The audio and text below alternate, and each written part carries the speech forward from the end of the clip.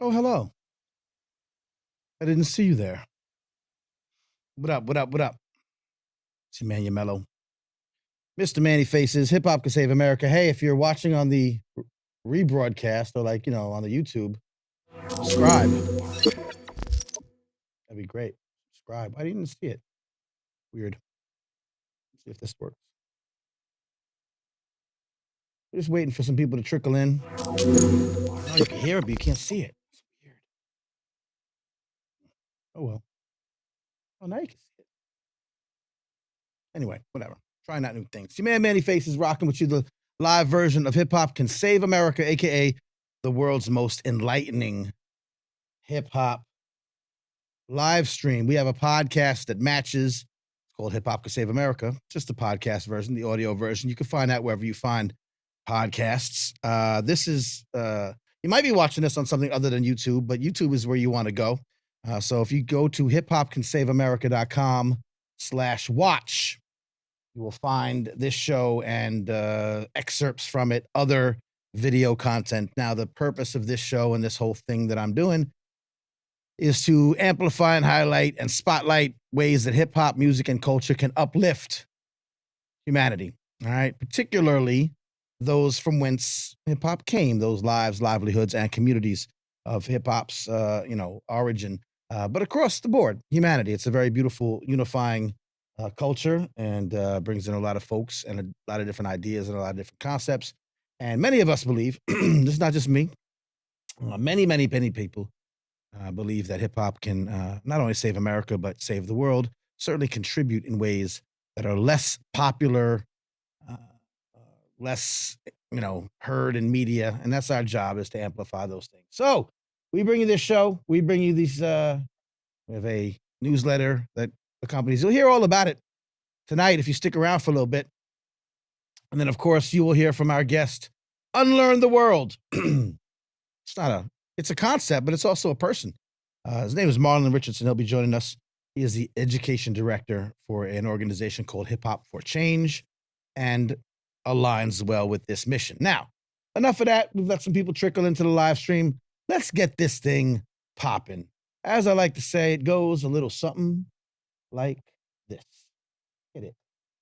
Many faces. You sick for this one. Sick for this one. Sick for this one.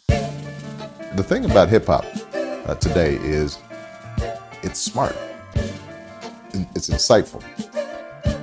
The way that they can communicate a complex message in a very short space is remarkable. And a lot of these kids, they're not going to be reading the New York Times. That's not how they're getting their information. My hip hop will rock and shock the nation. Hip hop culture is more than music. Peace to you and speak the truth. Show 'em what peace can do when they're raised for you. My hip hop will rock and shock the nation. Rap is something you do. Hip hop is something you live. So hip hop didn't invent anything, but hip hop reinvented everything. This is Baby Girl Faces. And this episode is brought to you by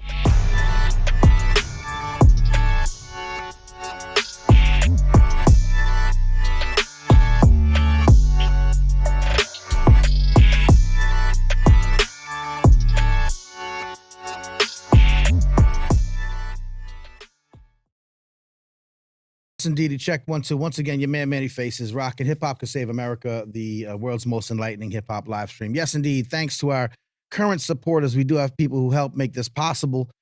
We try to stay independent. We don't want to necessarily link up with some organization or some place that's going to tell us how to talk or who we should talk about or what we should talk about when it comes to hip hop. So we do have individual supporters, and we thank you very much. Shouts to Silent Night, Mark E, Jesse G, my man Toast, Nicholas S, Brianna C, Steffi, Kath and Morgan, who I haven't mentioned enough, but have been supporters on the Substack side of things for a while.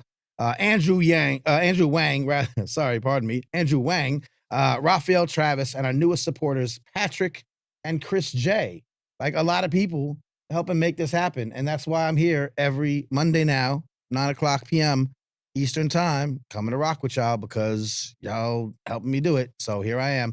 That comes from our newsletter and from the Patreon page, which you see on the screen there, patreon.com/mannyfaces. So thank you for all that. We appreciate you. So once again tonight on this live edition, please jump in on the chat, say what's up in the comments. I know, Andrew. I'm sorry. I apologize. I think of the guy running for president. Is a little slip of the tongue there. Andrew Wang, by the way, super supporter of the show, is a music teacher up in Yonkers. Reps for Yonkers hard. We've had him and his folks on the show. Got accepted today to showcase Yonkers hip hop in Scotland. That's bananas. Congratulations. You get one of these. For that beautiful thing, I have two interesting conferences. I don't know about the one in Scotland. You can tell the people in the chat. I know it's probably a music oriented one. That's dope. But we have two great conferences that are coming up that are hip hop and youth empowerment focused. So stick around for that. I'm going to tell you about those in a minute. And like I said, our guest today is UnLearn The World. Sounds like a concept, which it is, but it's also a person. It's Marlon Richardson. He's the education director at Hip Hop for Change, a nonprofit based on the West Coast that's doing a lot of great things with programming in schools and education and community and so many things. He's going to be our only guest today. We'll bring him on around 9:30. I didn't have a second guest because we're going to get to talking and we're going to find out all the kind of things that they talk about. And UnLearn The World is very much aligned with, I think, our presentation of hip hop's ability to uplift humanity and change society for the better, not just the entertainment. You know, as you know, I talk about a lot. We argue a lot about the entertainment side, the music business side, the pop versus hip hop stuff, all worthy of discussion. But what we don't want to get lost in the sauce is that there's ways that hip hop music and culture can help, uplift humanity. So the first thing we're going to do while we wait for our guest to arrive in just a little bit is a little something I like to call hip hop news that isn't about dumb shit. That's right. So what do we got here? We have a little, oh, you don't see my screen. I got you. Hang on. So once again, I want to let people know that I put together a wonderful newsletter. It's called Words I Manifest. My name is Manny Faces. These are the words I manifest. Get it? Look, I even have a thing for you. Want to hear it? Take heed to the words that I manifest. Words that I manifest. Words that I manifest.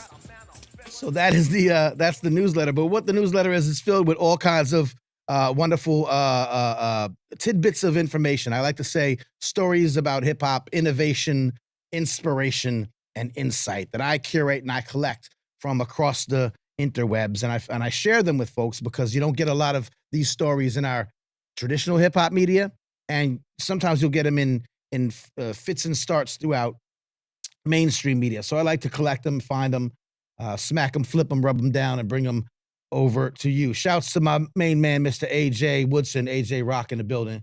Peace to you, sir. And yeah, I'm sending you a link today. I'll send you a link and we'll get you on here as well. I had no electricity all day, y'all. Y'all got to just bear with me for a second. I'm still getting recombobulated.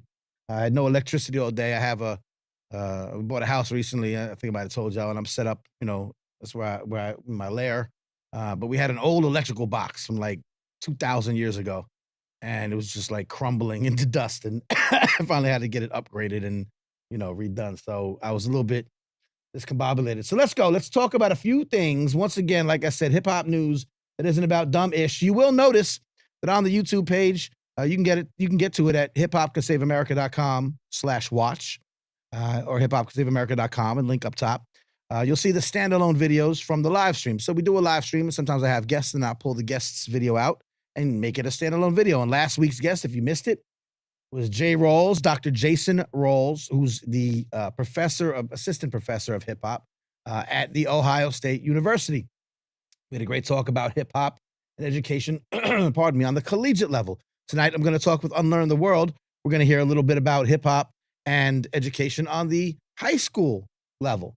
So hip hop and education, always a wonderful area of intersection that we like to talk about here. So some stories that we should know about today. I didn't check up on it, but today the murder trial of JMS, Jay's alleged killers, set to start today. This was obviously, a story that, and I don't like to focus on crime-riddled stories within hip hop. This is certainly a long-standing and a long-running story of importance. The jury selection was to start today. We haven't gotten much to everything that is going on there, so we'll talk about that as we learn more. but it was something that I shared to the newsletter. These are things that were in the newsletter, by the way. And if you are like, oh, wow, this information is great, then please do sign up for the newsletter. It's free.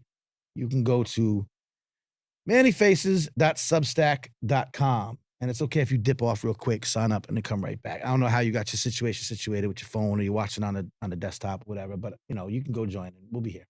I shared this, which is now too late for anyone to really enjoy. But Andre 3000 and his new Blue Sun, flute inspired or flute fueled album had an IMAX event. And I think it was an interview. It was like a sit down interview and then a listening thing that happened.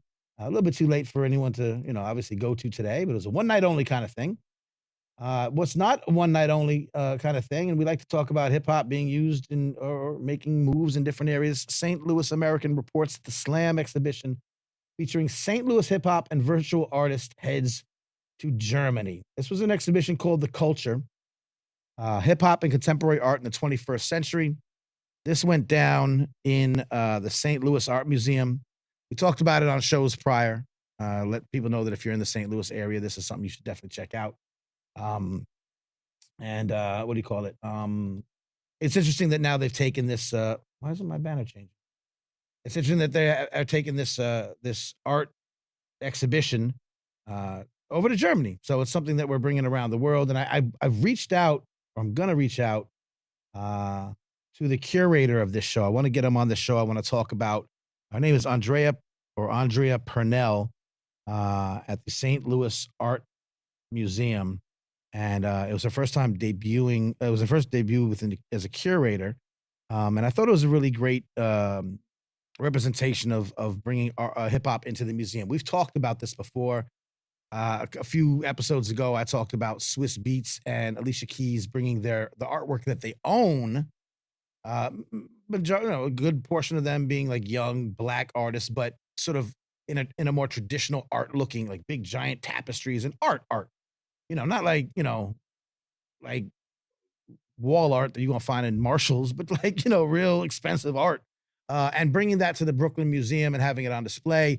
And we debated whether that's gonna be something that like brings young people into or maybe not even so young, fans of hip hop and such who maybe haven't delved into the world of art, bring them to the museum, let them see things. So that's one way of doing it, having sort of folks that are affiliated with the culture that own art, bring their art into the art spaces and try to bring people there. But this is another one. This was purely like hip hop oriented art or hip hop oriented artists. So once again, it doesn't help you if you're not in St. Louis, it's closed. And it doesn't help you unless you're in Germany, but it's something to pay attention to. Again, we don't often hear about hip hop being celebrated in these ways.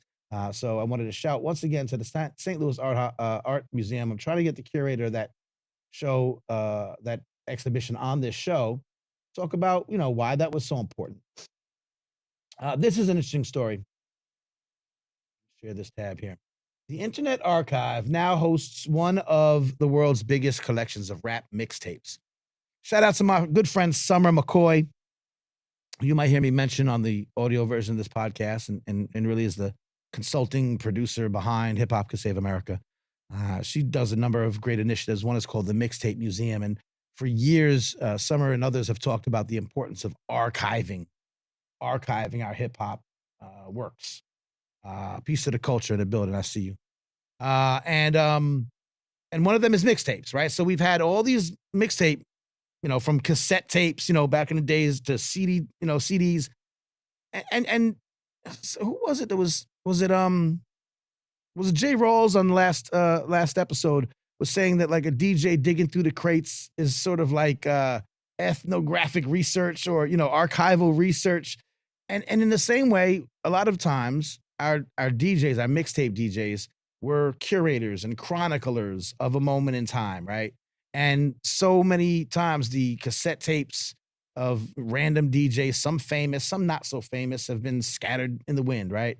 So there's been a movement to make sure that the mixtape history, the actual physical representations of mixtapes, be the cassette CDs or what have you, are being recorded digitally and safeguarded. So once again, the Mixtape Museum is behind that. You can go to the mixtapemuseum.com .org or com. Just Google the Mixtape Museum. If you're a connoisseur, I don't know who's watching or who's listening. If you're a connoisseur or a collector of mixtapes, contact the Mixtape Museum. They're one of the organizations that's in my favorite because I know them and we work together for some things, but very much envisioning a world where we've archived mixtapes from all walks of life, no matter who you are, whether you're a DJ, local bedroom DJ, you made some mixtapes, or you're world famous, and they already know a lot of the big DJs. So contact them if you have some mixtapes. Point is that datpiff.com was a big online, the next level, the next iteration of mixtape, I don't know, repositories, right? Places where mixtapes were found for many years on the digital tip. And there was some concern that digital archive, a lot of mixtapes that only existed in digital format, straight uploaded to DatPiff and sites like that would be lost. And apparently, as it says here, legendary mixtape platform DatPiff has uploaded the entirety of its over 366,420, 420 project catalog to the Internet Archive. Last March, the service, which calls itself the Authority of Mixtape, experienced a server crash that put their canonical library of free music in peril. A month later, the site relaunched with a page announcing plans for, quote, evolving beyond our website and app to, quote, continue to make the library accessible. And now, almost a year later, apparently 50 terabyte cache of mixtapes and free albums are now streamable on the Internet Archive. So that is good news. One can only hope that the Internet Archive, which is an organization that, lives to store things in perpetuity, that the Internet Archive will be able to take good care of it. So we're going to hope for that. And I'm just checking messages, making sure. Okay, cool. Yeah, making sure our guest is on our way. Good. So that being said, very cool, interesting news. The Internet Archive now hosts the entire, archive, the entire collection from datpiff.com. I thought that was real interesting, as I know there's a lot of people that are worried about that. Once again, these stories, which you might not, that was in Rolling Stone. And you know what? Rolling Stone, we've had some problems with Rolling Stone, but sometimes they publish a good story and we can't just write them off. Huh? That's an interesting story. But if you want a cheat code, subscribe to my free newsletter. It's at mannyfaces.substack.com. It's right on the screen down there somewhere. And you can subscribe, get all the stuff for free. Like it's a free information. You love hip hop, you love these stories, I'll bring it right to you. You don't gotta do nothing. We'll continue with what I like to call, come on, let's do it. You know you like it. Hip hop news that isn't about dumb shit. All right. Now, hey. By the way, last week I had a little issues with my audio. Please let me know that I'm sounding loud, that the music is sounding loud, but nothing is overwhelming or out of whack. Let me know in the comment section if you could, that we're sounding, looking, smelling, tasting, feeling good. How are they going to pay more money to artists based on the quality of audio? Oh, who just wrote? Oh, God, you're saying so many things, Andrew, in the chat. That's Andrew Wang in the chat. Shout out to Hood Scholar. Yes, indeed. Hip Hop Journal, the Journal of Hip Hop Studies, just wrote about Apple Music and how they're going to pay more money to artists based on the quality of audio. Interesting. Audio. All right. Rolling Stone. Got it. We're going to talk about that. That's another topic. I do want to get into the business side of things. It's important. A lot of artists watch the show. We want to make sure we're giving them their information that we know. I'm going to get some experts on the show. We're just starting, right? We just started rocking at the beginning of the year. We were rocking last year. Guests are flowing in. I've got guests lined up. So you just keep telling me things you want to talk about, and we will talk about it. Now, the hip-hop historian, Ayana Muhammad, is preserving the cultural movement, meaning hip-hop, history, as lead curator at the National Hip Hop Museum in Washington, D.C. This was a feature about Ayana Muhammad, who's taking care of the curation at the Hip Hop Museum in D.C. You may be in D.C. and not know that there's a hip hop museum in D.C. There is, and you should check it out. And this is a great story about this young woman who is handling some of the curation. And of course, we love to see that. We love to see people from the culture, from the community, helping, again, archive and keep the narrative safe and secure. So we do like those stories. Now, of course, again, let's talk about some places you might be. If you're in LA, there's an immersive trip through 50 years of hip hop at an exhibition called Hip Hop Till Infinity. Hip Hop Till Infinity. And that is, let's see, it's happening. When does this run through? I think through March, right? It's beautiful. They have a wonderful exhibit. They talk about the 5 pillars of hip hop. There's a photo exhibition. It runs from January 12th. So it's, that's my mommy's birthday. So we're running now. Um, and thank you, AJ. Tell me I sound good. I made some adjustments as we're gonna do from time to time. So January 12th to March 2024. This is weekdays and weekends. Sunset Boulevard, Los Angeles, a great immersive trip through 50 years of hip hop. So if you're in the LA area, that is something that we say go check out. A couple of more interesting random things. I can't do a calendar for all of the things that happen in hip hop across the United States like I used to for Birthplace Magazine. If you know me from New York City for a number of years, I ran the most comprehensive New York hip hop event calendar in history at birthplacemag.com. But now I can only do so much. But shouts to my folks back in New York City and in the area. I wanted to point out this cool Andrew Wang was excited about this show. Andrew Wang's a music teacher up in Yonkers. And of course, jazz and hip hop have a long history and entanglement throughout the years. Great, beautiful inspiration from each other, back and forth vibes. So J Period is put together. J Period, of course, DJ. He rocks with Black Thought a lot. He does a lot of standalone, like kind of J Period presents shows with a bunch of folks. And this is Story to Tell Live, featuring a bunch of super dope artists. That's February 19th in New York City. So while I can't show you everything that's happening all over the country, I can certainly point out some things that I think are interesting. And so there's something in New York. Again, LA Hip Hop Infinity. And I have another, this is not a thing to go to. Oh, I do have 2 things to go to. We'll talk about that in a second. Some other interesting news. Don't forget, you can get all these beautiful news stories about interesting things about hip hop just by signing up to the free Substack newsletter. Well, I'm just reading off the stuff that came out in the newsletter today. If you got the newsletter, you know this already. If you don't, sign up. It's free. It's good stuff. This was interesting. Curtis Jackson, aka 50 Cent, is expanding his film and TV empire, I suppose. He's now leasing a studio space in Shreveport, Louisiana, for $2,400. I thought I said $2,400 a month, but $2,400 a year. Yeah, that's a good deal for a whole studio. It's like a whole studio. I don't think they got pictures here. Like they got a whole. They don't have the picture. I saw another picture. It's like a whole like building. $2,400 a year. It was a good deal for Shreveport, Louisiana. That says that the proposed collaboration of a place called Millennium Studios, which is owned by the city of Shreveport, will leverage public-private partnerships for economic development and job creation. So here we have the entrepreneurship side of hip hop. Our moguls out there doing things to increase economic development, job creation.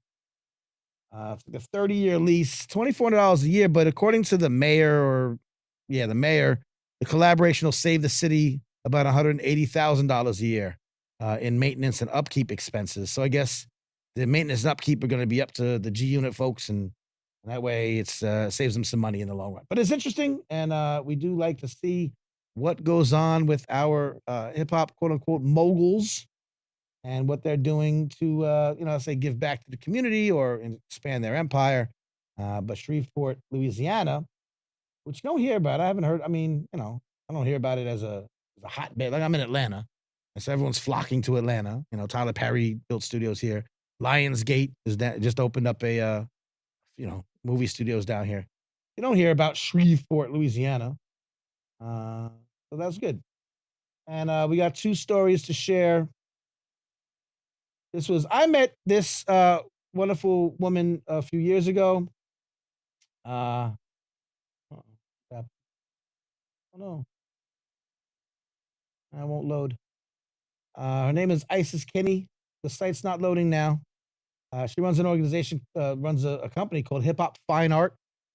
It won't load. That's weird. Anyway, Isis Kenny.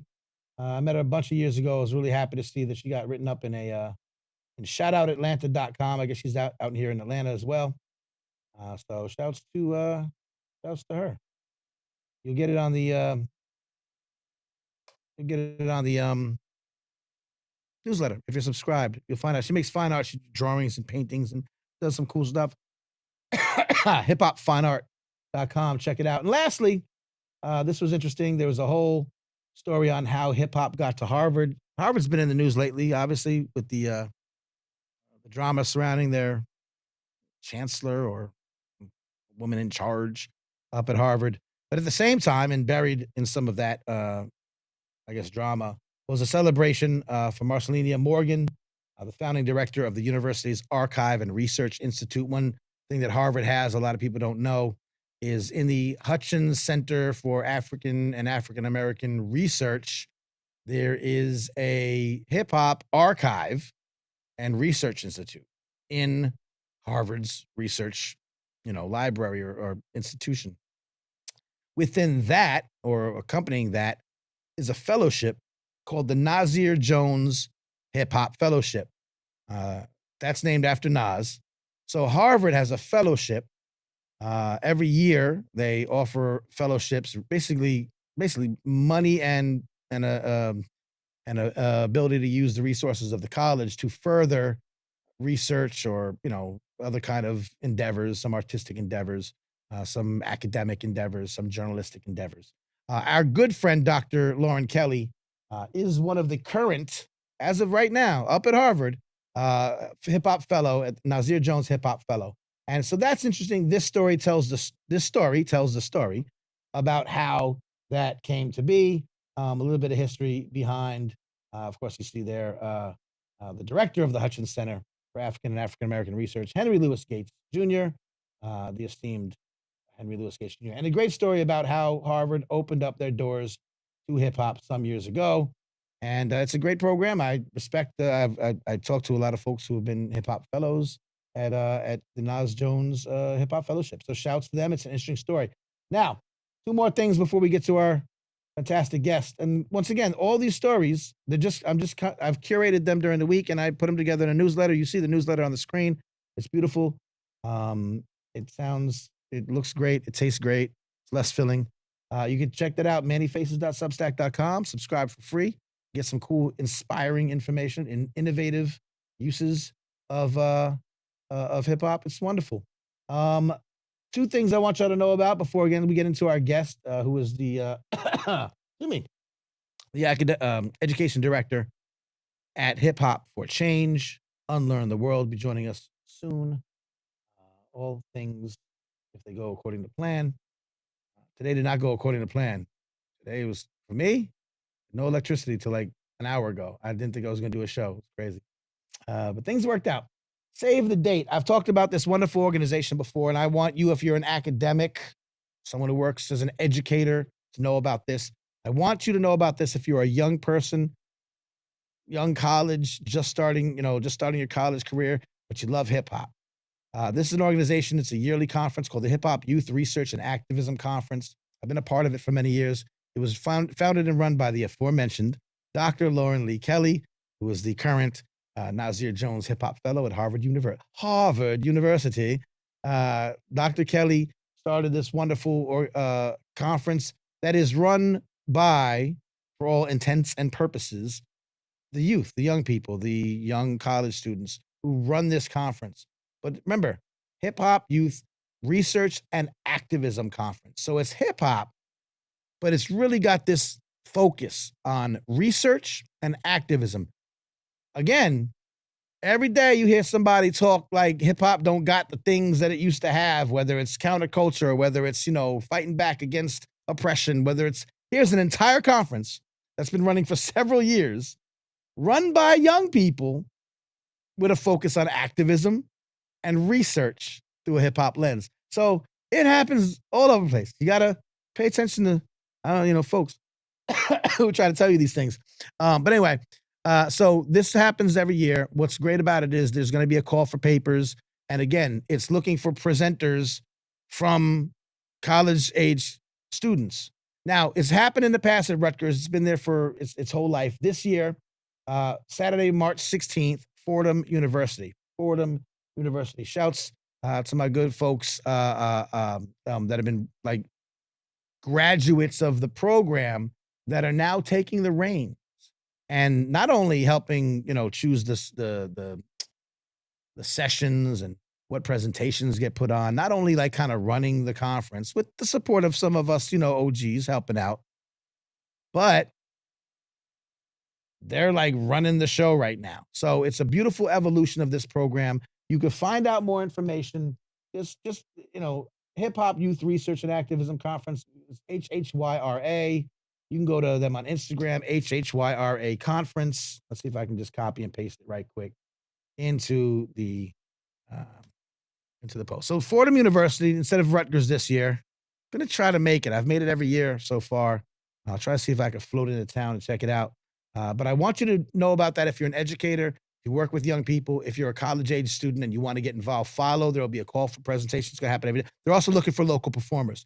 So if you're in the New York, New Jersey, Connecticut kind of area, you're in that college age, and you're doing the kind of music that might fit at a conference for hip-hop that's about research and activism and, smarty stuff, I suggest you check them out and see if you can get involved with that. And then back to Harvard, my good friends, Aisha Upchurch, who had run this previously.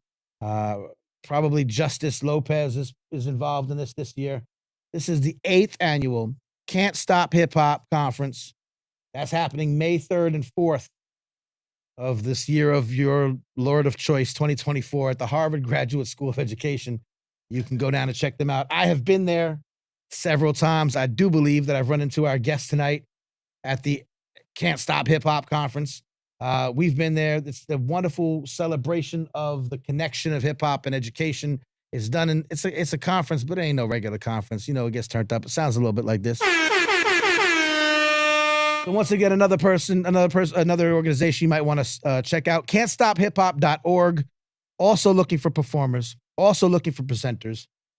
This year's kind of theme is, stories of healing, joy, and progress with and through hip hop. If you know me, that's kind of all we talk about here. So you're probably well aligned. Once again, these are stories you can find on the Words I Manifest Substack. Take heed to the words that I manifest. Words that I manifest. Words that I manifest. Check that out. Once again, mannyfaces.substack.com. It's free. You could give me money there too. That's cool. But you don't have to. It's generally free. And I'm going to just keep on doing it no matter what you do. So it's all good. If you do want to support the show, one more option is patreon.com/mannyfaces. It's my birthday coming up on the 31st. Very important news. One time for me. So a great birthday present would be to subscribe to the newsletter, quite possibly support the show on Patreon. Once again, our good friends, Silent Night, Mark E., Jesse G., Toast, Nicholas S., Brianna C., Steffi, Kath Morgan, Andrew Wang, who's in the building in the chat right now, Raphael Travis, and our newest supporters, Patrick and Chris J. They're either on Patreon or Substack, and I do appreciate them greatly. I don't like asking for it, but I also don't want to, sell out. So for the people, by the people. That's what it is. So once again, this is Hip Hop Could Save America, the live stream version, the most enlightening hip hop live stream in all the land. And as promised, let's make this thing happen. Let me bring on a good, I don't say good friend. People say he's a good friend of mine. Not a good friend of mine, but I know him and I like him and we're cool. So how about that? My man, my mellow, Marlon Richardson, a.k.a. UnLearn The World. What up, sir? Peace, my brother. How you feeling? Can you hear me okay? I can hear you well. I can hear you Want to quite make sure well. I'm loud and clear, and I You are, appreciate the support and that you like me. I really appreciate that. I do. That's, I don't always have people on here that I like. Some people I just know. No, But, in the world of broadcasting, that's kind of par for the course, right? That's what it is. What I do like is that we have hung out in person a couple times. That helps, learn something about somebody and see how they do. I've watched you present. I've watched you perform.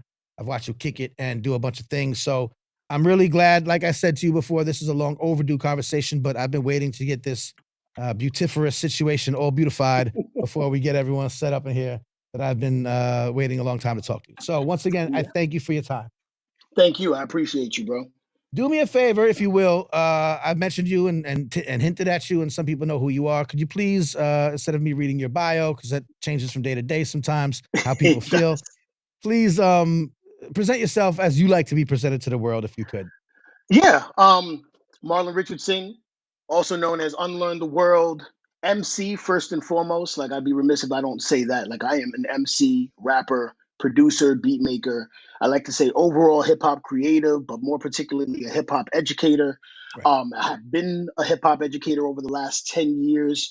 I am currently education director and acting executive director of Hip Hop for Change, which is an Oakland based nonprofit, and we specialize in teaching kids kindergarten through 12th grade the true history and foundational principles of hip hop and get them to engage in all the elements of the culture, not just rapping, not just Mhm. beat making, but everything. We're tying in themes of social justice, we're tying in themes of tolerance and multiculturalism, mindfulness, emotional intelligence, all the things that we already kind of know as a practitioner in this culture for decades are kind of embedded in hip hop expression. But when you have to talk to school administrators and principals who are predominantly white and not of our ilk, you have to kind of tie that in, right? Yeah, factual, factual. What are some of the things, maybe I guess now, now is fine, but past, present, maybe future. Mhm. Some of those in practice ways that you connect with young people, particularly. I know you're involved in the school systems, and then you do some outside of school programming, correct? Yeah, so we cover the gamut. So our main kind of priority is being in schools. And I think it's important for students in their journey in terms of education, their academic careers, but also their journey of self-discovery to see artists, practitioners in their classrooms, Mhm. see artists of color in their classrooms who can provide that level of education that's at par with their English teacher or their math teacher or whatever the case is. So that's kind of our main focus. Outside of that, we do progressive hip hop events. So over the last 2 years, we've done things like a Women's Empowerment Summit, Environmental Justice Summit, which is one of our flagship events. We do hip hop summer camps where we teach kids about the environment and environmentalism, environmental racism, all of that. But then we pay them to put together hip hop projects. So that's one of our flagship programs called Agents of Change.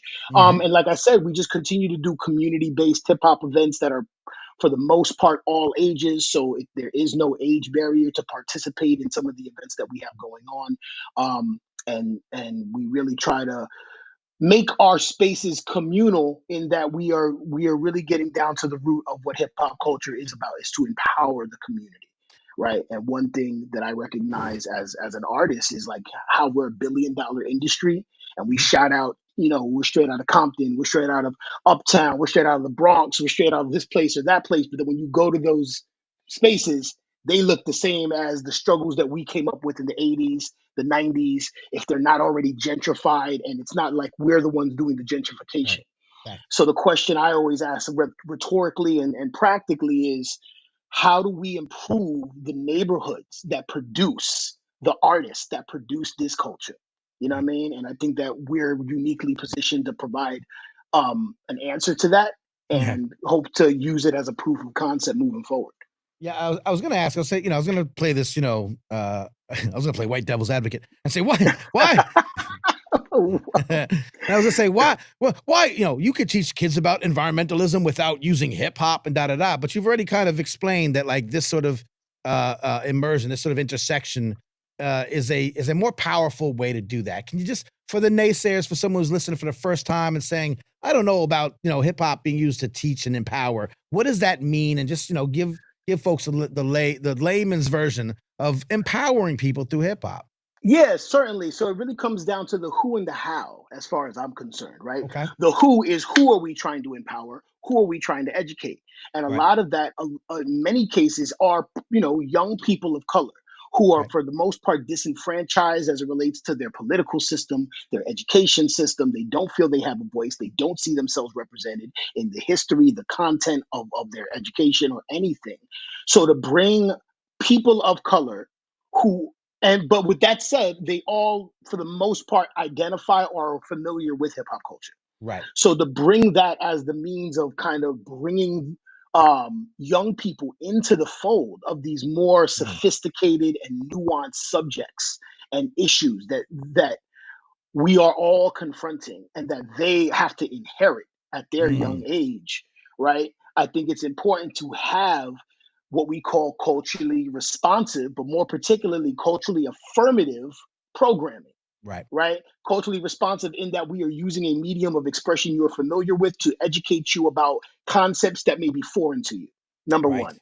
Number two, recognizing and identifying that the culture and your lived experience actually has value in the education space. And we can use your lived experience in many cases as metaphor for you to grasp some of these concepts. So when Mm. you talk to educators who may not be familiar with the term culturally responsive pedagogy or may not see how it's actually put into practice, you give them these ideas, right? When we started the Agents of Change program about 6 years ago, shout out to my co-founder, Constance Taylor, who worked for the East Bay Regional Parks District. She's an environmentalist to the bone, but she's Right. also a hip hop head.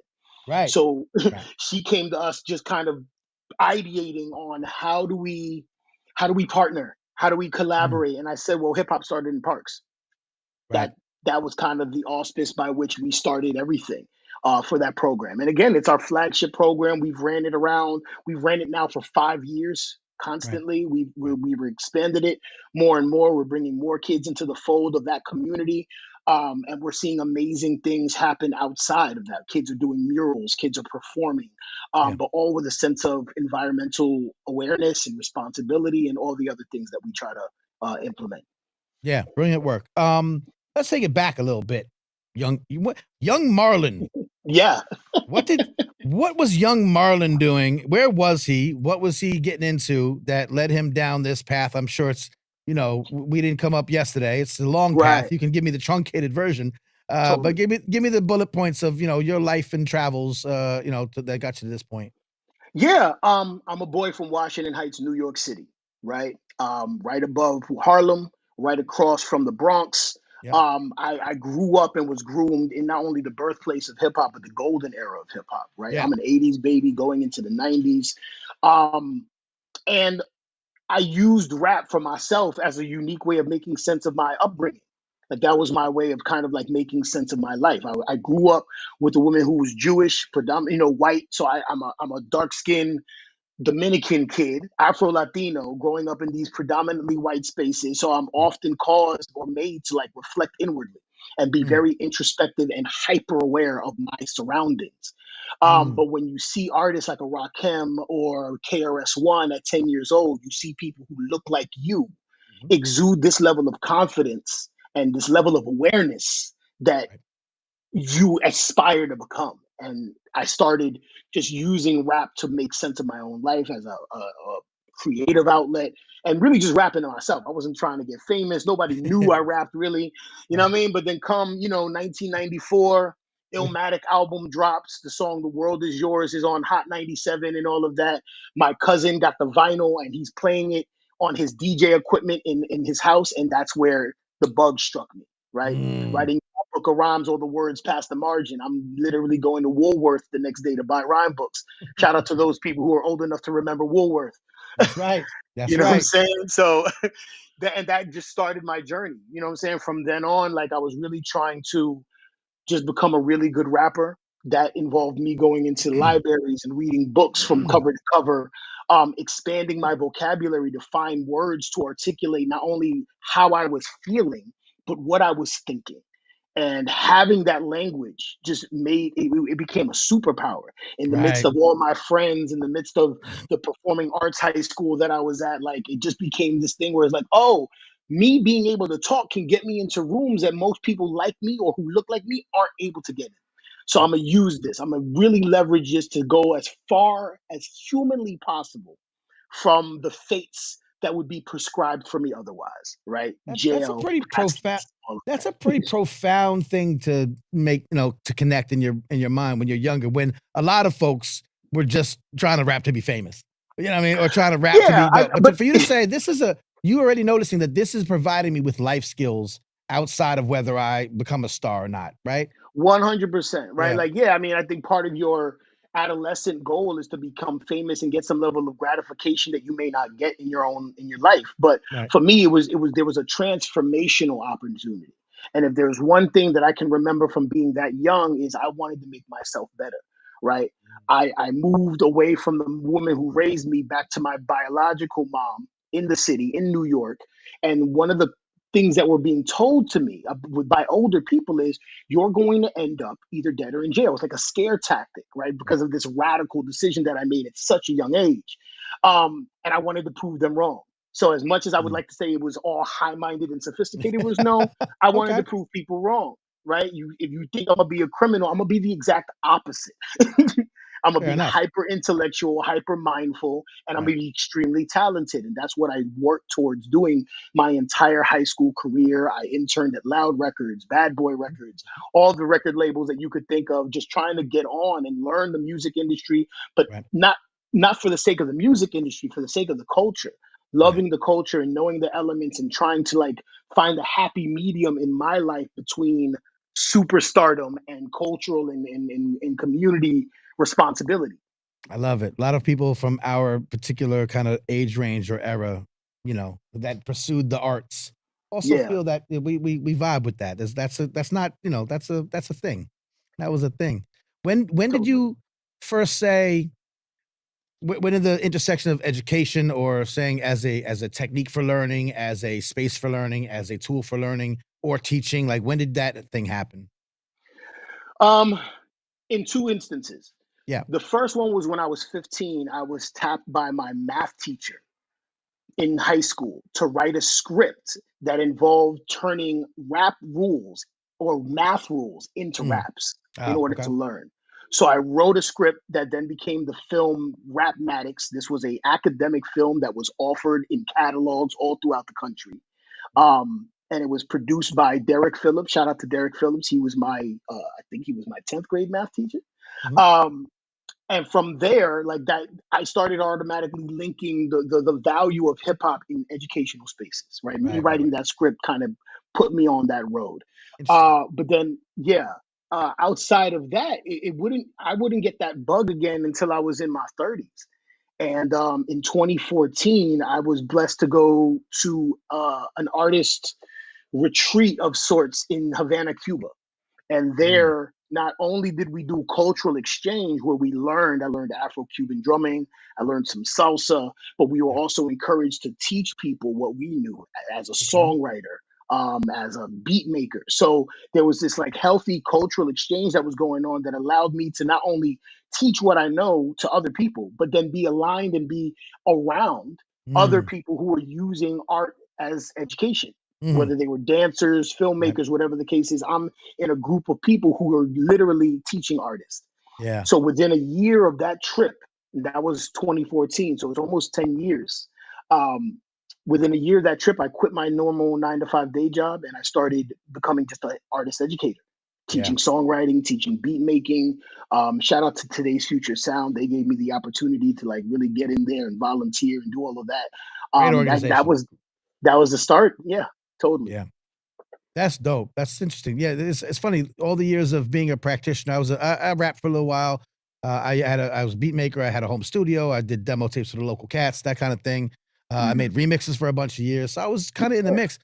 But it wasn't until I was running Birthplace magazine when I was journaling the New York City scene when I even understood that teaching artists was a thing.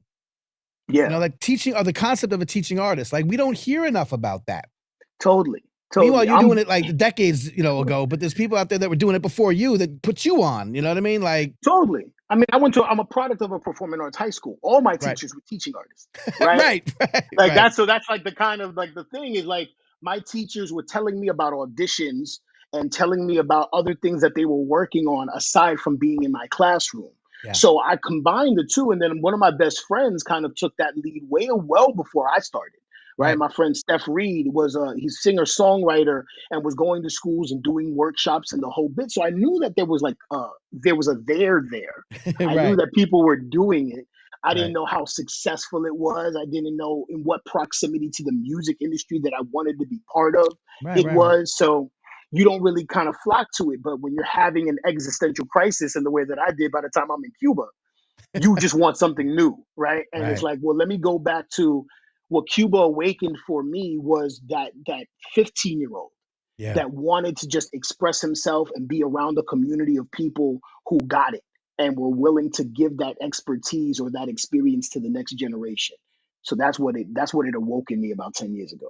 shouts to that one teacher, because there's always that one teacher. Early, you know what I mean? Yep. Shouts to Andrew Wang in the chat, who says his high school teacher was teaching about crossing genomes using crisscross. So, There you he says go. I never liked science until that lesson. And that's clever stuff. We talk about the ability of hip hop to be, as you said, you write a rap about math rules and you learn the material. It's rote memorization, but it's funky and it's dope. And that's how we learn. We learn from the beginning. We're children. ABC. And the ABC song Totally. is a rap song. You know It's what I mean? it's a melody and it rhymes. You're You 100% know, right. so we learn. It would it would be similar to like a little baby song nowadays. Right, exactly. Low Wow, key. shots fired.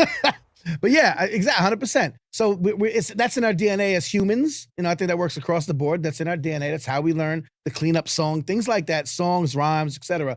But what's great about what happens to the next level is you start to see other skills like critical thinking, and these are skills that can come out of the same practices. It's not just rote memorization and repetitiveness, but it's critical thinking, it's social and emotional learning, it's other, just by being either an artist, a teaching artist, or an artist with intent, right? Is that sound right? I think that rings true for me. I think for me, Yeah. I've always been an artist with intent. I'm hyper intentional about what it is that I want to say and what it is I want to give to the world.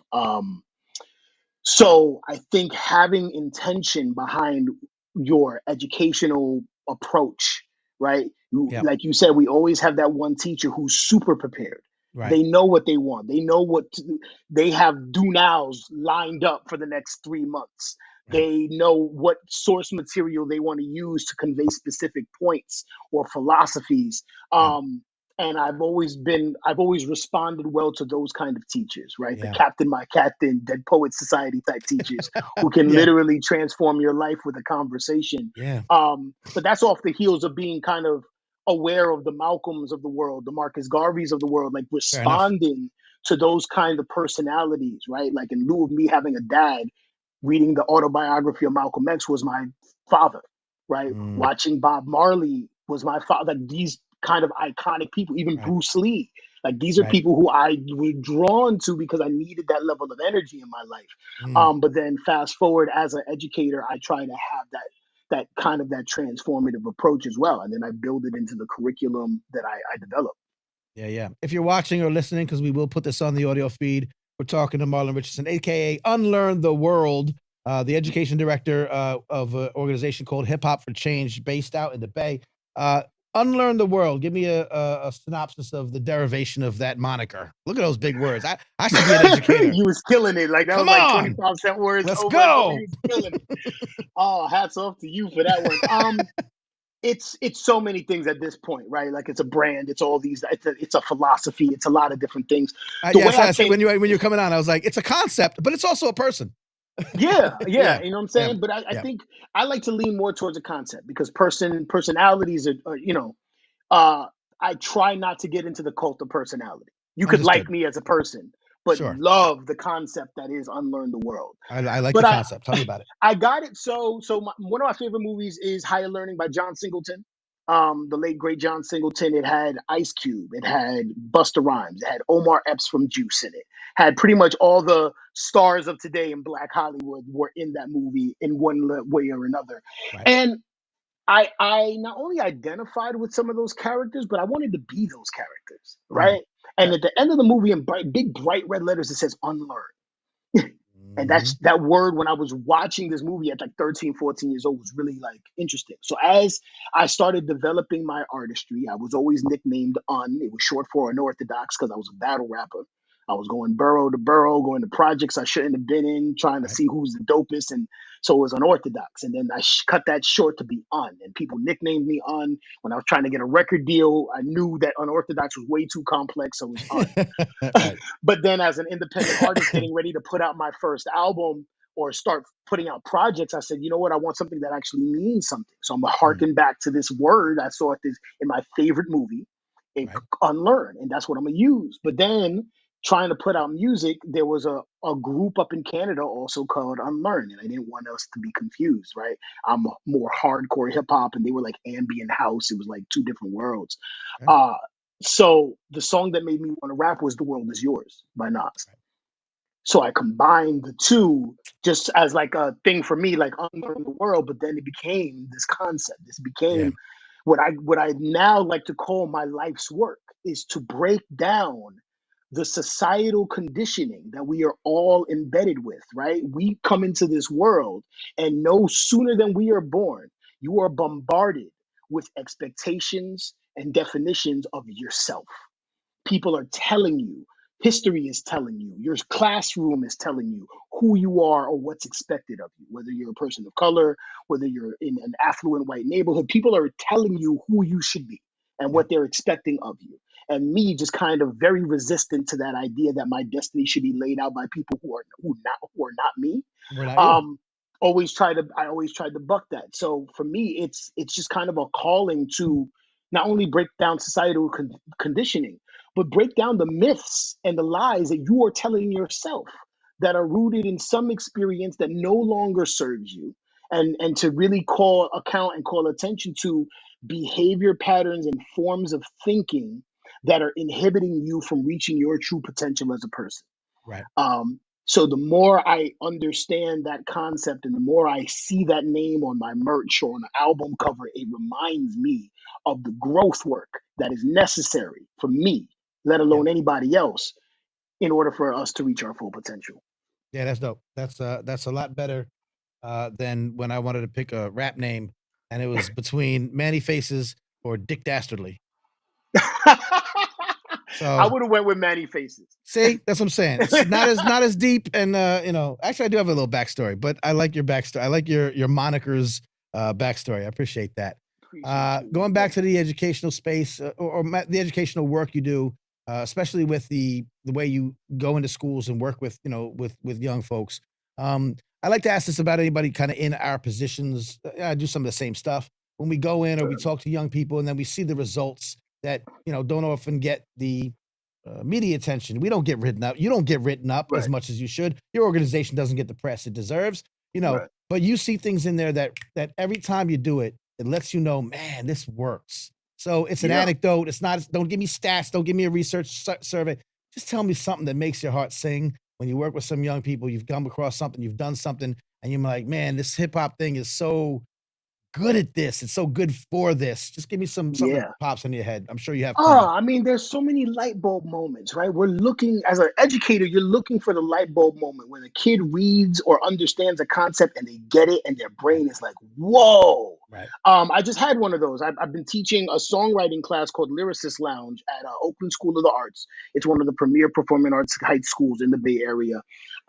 New semester, just got a new student. We're talking about songwriting, extremely talented student, right? Right. And as I'm introducing concepts that I adhere to as a songwriter, I see his brain just go like what word? Mm, Like he's bugging out. He's unable to hold himself in his seat because the things that I'm telling him are resonating with him. mm, As a songwriter who does the work, but I've right. seen that time and again. I've seen it with other educators in our team who teach classes and have a whole group of fifth graders really cheering each other along as they recite their group rap that they came Right. up with together. Right. The culminating the culminating events of our Agents of Change program, where after a week of learning about the environment and learning hip hop, it all comes together for these kids to write these rap songs and to support one another, right? Yeah. Whether they're dancing, whether they're singing, those are the moments that I'm just like, this is what this culture is about. These are the transformative qualities. Or even the emails that I get from students years later saying, hey, you came to my school to teach a beat making class. I love beat making now. I'm working on it. I'm producing Right. with other kids, things of that nature. When I'm working on an album and one of the kids or one of the people playing the keys on my album is somebody I taught in seventh grade, right? Right. And now we're collaborators. Like Yeah. these are the anecdotes that you're talking about that become Yeah. that become a challenge to quantify in statistics and data and all the Right. things that That's my yeah. predominantly white philanthropic spaces want in order to Yep. give you money to do what you're already doing. Right. No, I got you. Very a running theme, a recurring theme throughout the entirety of this podcast and the folks that I've talked to, many of which and we've crossed paths with, has always been Indeed. that translation. How do we Yep. translate what we inherently know as hip hop heads, as hip hop based 100%. people? We know this stuff. I don't know how to explain this, but that's part of the job is to now explain it. You have to quantify it. You have to translate it to the terminology that they use, and Exactly. that's a difficult challenge, and it segues nicely. I wanted to switch gears right quick. I Sure. hope I have you for a little bit more time. Yeah, I'm Um, here. I'm here. to the it's perfect because it's the philanthropic part of it. Now, you didn't come into the organization. I happen to know you didn't come in as an executive director. You didn't come in charge, right? You Not at came all. in Right. as the education director, and then you assumed the role. There was a shakeup in the organization. You assumed the role, Hmm. and not to say that you're not perfectly fit for it, but it wasn't your intent. Right. What challenges have you come to know being in that seat for a philanthropic, a 501(c), trying to do the fundraising thing, trying to do the donor class kind of work, Totally. but around hip hop? I know there's challenges to that, and I know there's other folks that watch that are part of 501(c)s. I have one. I haven't even started doing all that stuff yet because I know it's a whole different world. It's a whole different ballgame. So, what are Totally. some of the challenges you've seen? How do you navigate them? What's your just gist of being in that position? Yeah, I mean, it was a opportunity to be educated. Like I had to do a lot of education very fast. So I was Right. really like talking to mentors. I was researching things. I was up late on YouTube, like learning just Mm. organizational structure for a nonprofit. Right. And then pairing that with what I know is baked in our ethos as an organization, right? Okay. And I'm not all the way there yet, right? Like it's only been my first foray into this. And Right. up until now, I was completely cool being middle management. Like I was Right. completely cool. Like just give me my curriculum, let me do Right. the thing here and go I into get it. classes and I'm cool. So to have this like weight of responsibility it's nothing that's lost on me. You have to deal with different people and varying personalities and being able to manage that, build coalition towards a common goal, Yeah. reach deadlines, have relationships, and communicate with donors or high end donors. Right.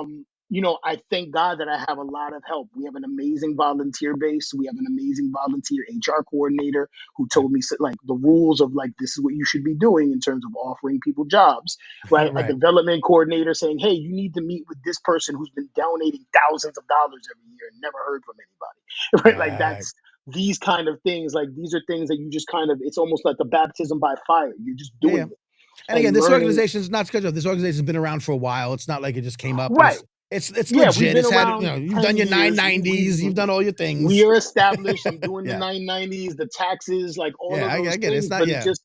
it's just diving in. For me, it was about diving in and just learning an additional part of what's going to make the work that I love Yeah. better and Yeah. function better.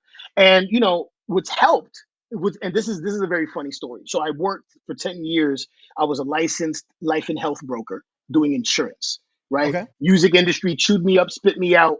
I moved to California from the hood, Washington Heights, Right. and I had a temp job as an insurance file clerk, and I was using that temp job on my resume to get other insurance jobs. And then I landed in this job that it actually gave me a career. So I learned about business and how to run a business by working in a completely different industry Mm, for 10 years. And even though I interesting. hated that job every day of my life, Interesting. there are things that I do now in my day to day that I'm like, had I not had that job, I would be completely lost here, Mm, right? right. And but what's so interesting is when I started that job, it was the day. I was my interview. It was like my first day working, and my boss is asking me questions. He goes, "Where do you see yourself in 5 years? What do you want to do in 5 years?" And I told him very just like matter of factly, I said, "I want to run a nonprofit that helps kids and gives them life skills." I had no intention of joining a nonprofit or being, it was just something that I said because I just kind of felt it. Yeah. It took longer than 5 years, but Fair we enough. landed exactly where we landed. You know what I'm There it saying? is. All right. Um, so I always harken back to that because it was like, all right, I was setting out my intention then and still. And the Yeah. purpose of me having that job was to give me the skills that I now apply today. Right. Right. Right. Yeah. Well, you know how they say sometimes the saying with the one door closes and open door another. Exactly. I mean, it's true though. Like when Or you it just when you gives you think keys to another house, like that's what I'm altogether. saying. Like it really does. You know, everything is a conglomeration of what you've picked up along the way, and if you keep kind of head in some general direction, you're going to end up in a place where all of these skills, talents, and experiences kind of come together and give you something to work with. Just want to 100%. say, listen, if you're listening on the audio feed, I'm going to shout some people out that are in the chat. Just want to say, hi from them to you, Unlearn the World. But if Sure. you're listening, you should be checking us out on YouTube. We're every Monday night live. Go to hiphopcansaveamerica.com/watch. Carla A is in the building. That's a new friend of the room. And she said happy birthday to us Aquariuses. So I appreciate that. That's a beautiful thing. Yeah, my Andrew son's an Wang, Aquarius. that's what's up. Let's go. So is my daughter, baby girl, the world famous baby girl Faces. Birthday is Wednesday. Andrew Wang says you're the education grandmaster of hip hop. I like that. You should Bless his soul. put that on a Good chain. dude. Cortez, good. Cortez Watson's in the building. Of course, we saw AJ Woodson before. I know that Jerome Enders is in here, and Reyes Romero. A bunch of people checking in, just giving you good feedback, man. You'll see it all later. Shouts to Zeps. Zeps is in the house. Do you know Zeps? My God. What's up Yeah. with Zeps, man? Yep, That's my guy. you're in the way. People, Elliot Gann is being shouted out, of course. Elliot Gann from Today's Future Sound. Future Sound. Salute, yeah. Nate Novato, my guy, is up That's in another the show. guy. Yep, he's been on the show as well. It's like a family reunion up in here. Like, what's going love on? it. I love it. I love It's it. dope. Yeah, many hands makes for light work. It's just I'm always reassured when I see you at events, anytime I'm working with Nate or anybody, it's like full circle moments. You know what I'm saying? Yeah. Like just being around people who want to do this work and want to do it on a grand scale and are really true to the culture. It's always refreshing. Tell me. Oh, geez. What happened? Oh man, you don't get to see it. That's weird. That was a cool beat drop, though. It's dope though, but I can't get it to show. What the heck, man? Let me try to see if I can do it like this. Like this. It's supposed to look like this. There you go. No, you still can't see it. I have work to do. Is it like a light? What's going on? It's telling people to subscribe. It's a little like reminder to God. hit the subscribe button because we're on YouTube and I'm trying to get people to hit the subscribe button. There it is. Let's just do it verbally right now. Do it. What are y'all doing? Y'all haven't done it yet? That's what we're doing. I'll give y'all 5 seconds. Let's hit go. The subscribe button on YouTube. 5, 4, 3, 2, 1. Right. There you go. There you go. Let's go. All right. That being said, you talked about seeing us at events.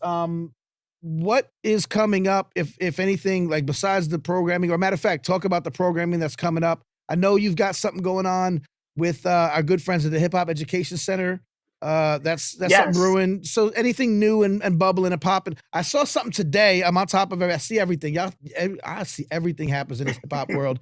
You got like some leased space. You guys are gonna open up. I see everything. So tell me all the new things that are happening. So first and foremost, because we were talking about quantifying the efficacy of hip hop, right? Yes, sir. Shout out to Martha Diaz and the Hip Hop Education Center and the California Department of Education. Yep. We have partnered with them to support the research that Martha is doing in terms of providing those case studies and that research and collecting the data that can show the efficacy of hip hop education work. I know we talked about it, but it is important to have the receipts. It's important. Exactly. I get it.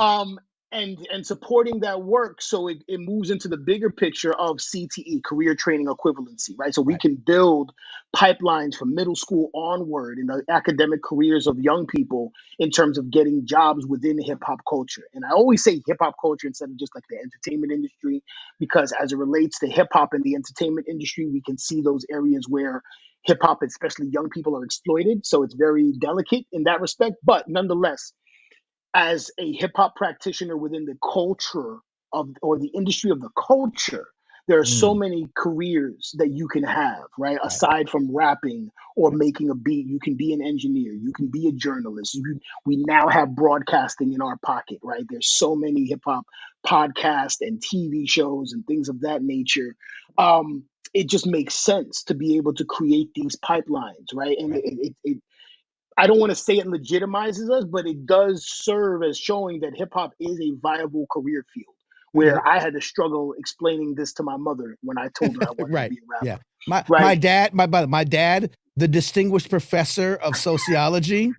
And I'm like, yeah, I'm not gonna go to college. I'm just gonna make these beats, bro. Like I'm gonna make it work. Yeah, exactly. You know what I'm saying? Or when I tell my parents that I'm presenting at a college or whatever, they go, "They pay you for that?" Yeah, right. Like, You yeah, don't they have actually. I don't even have a degree and I'm doing it. So you know, Yeah, you they're know what like, I'm what saying? the hip hop. They don't get We it. could It's a right, it's an antiquated linear thinking that does not include and factor in how right. this culture has grown. So we have Yeah. that partnership. Shout Yep. out to Martha Diaz and everybody Yep. doing that work. Aside from that, we have partnered with the San Francisco Parks and Recreation to do an amazing program called Hip Hop in the Park, where we are providing a series of workshops in all the elements of hip hop, and we are giving kids a stipend to come learn in each of these different fields. So if you want to be a songwriter, you live in San Francisco, 18 to 24, come through, pull up. You're gonna learn from artist mentors, all of these different things. We also have our Pipeline to Positivity program, which is very similar to the Hip Hop in the Park program, only it's focuses on systems impacted youth.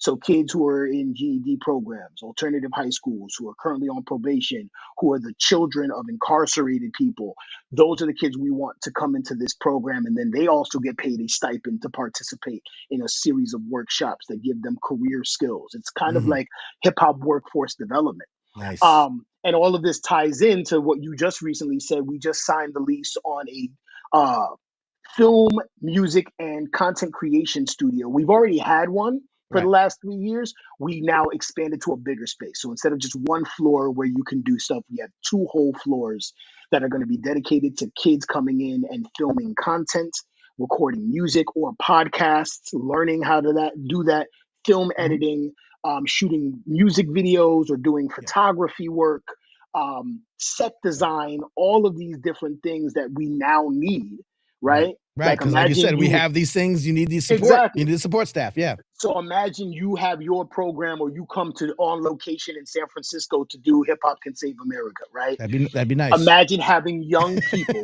Yep. high school kids, Yep. designing your set Right. and running your broadcast. This is Yeah. that's the hope and the goal and the objective. We're launching a 24/7 radio show that's going to be primarily focused on independent and local hip hop artists. Right. So, you know what I'm saying? You when you can't get on the Clear Channel network and you don't want Right. to pay payola, send that heat over here. We'll slap Right. it. We'll give you shout outs. Where we want to give artists their own platforms to broadcast and curate their own music. But it's really geared towards young people. When I say young people, I'm not, 24 and under is what we consider young, Right. yes or no, whatever the case is. But with that said, we also provide resources for local hip hop artists, right? So if you want Right. to learn more about branding, you want to learn more about building your audience, or you just want to give back to your community, which is the Yeah. main thing, right? Like Right. we have those opportunities either as a volunteer or even to get paid to go and teach what in Yeah. our classrooms, to be trained. We have a training onboarding program where you Mm. want to learn. We teach you about culturally responsive pedagogy. We teach you about the hip hop history of hip hop if you don't already know. Right. Give you the professional development tools as an educator in terms of best practices in classroom management, dynamic mindfulness, trauma informed care, nonviolent communication. We are retrofitting you as an individual to go and teach your craft to the next generation. There you go. All the things, as they say. All the things. All the things. Yeah. It's really dope work. Really impressive. Gamut, like you said before. You Yeah. run the gamut. You're hitting all kind of age ranges. You hit all the important factors, and you're in the schools, but you're also developing community based stuff. It's all the things.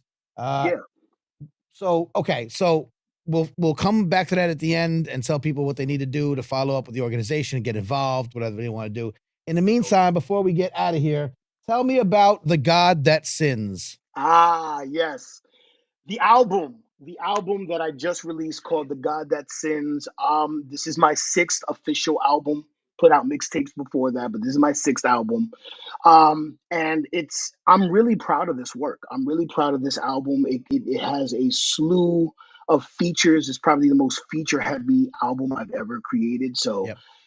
we're talking Ghostface Killer. We're talking Benny the Butcher. We're Mm. talking the Voice to 5'9". We're talking a posthumous verse from Sean Sean Price, P. uh, along with a lovely, amazing group of vocalists that are based in the Bay Area. Alexandra the Author, Rizzo, Isaiah Mustafa, even, some of the OGs of the culture in the Bay Area, Disa Ben Joko, part of, Oh yeah, founder of Hip Hop Chess that's Federation, right. 64 Blocks, all of these different things.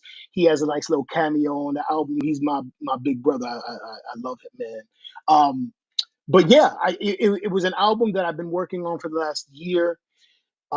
And it really started from one song. The first song, "Walk on Fire," the bar that I start the song off with is "Life is filled with new beginnings." Talking to the God that sins within me is my new religion. And when I Mm, thought of that bar and it just came to me, I was like, "This is the concept for the album."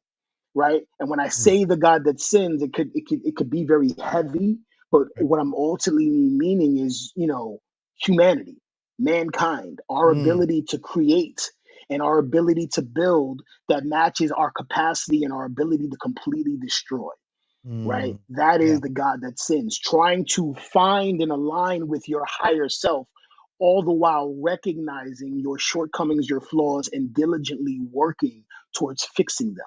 But you can't Mm, fix them until you identify them and really process where they come from, why they happen, all of these different things. So to be the God that sins is the path of self-discovery that I think we're all on one way or another. right. And I wanted to chronicle that with what I go through, Yeah. right? Being in this kind of new position, all the things that came with that, all the responses to um, whatever success I'm having or perceive to have, Yeah. just making that transition from one level to another, and what the weight of responsibility that comes with, the isolation that comes with that in many cases, just Mm, unpacking a lot emotionally, spiritually, mentally, but then also speaking to our social issues as a culture, speaking to social issues that are happening around the world, just kind of unpacking a lot in 17 tracks that run right. just about an hour. Yeah, yeah, yeah, yeah. No, dope project. I've definitely run through it. We Andrew Wang says he bought it on Bandcamp. It's super dope. Thank you. And that was Uh, another thing. Like, I put it out on Bandcamp. I never put out music on Bandcamp like right. that.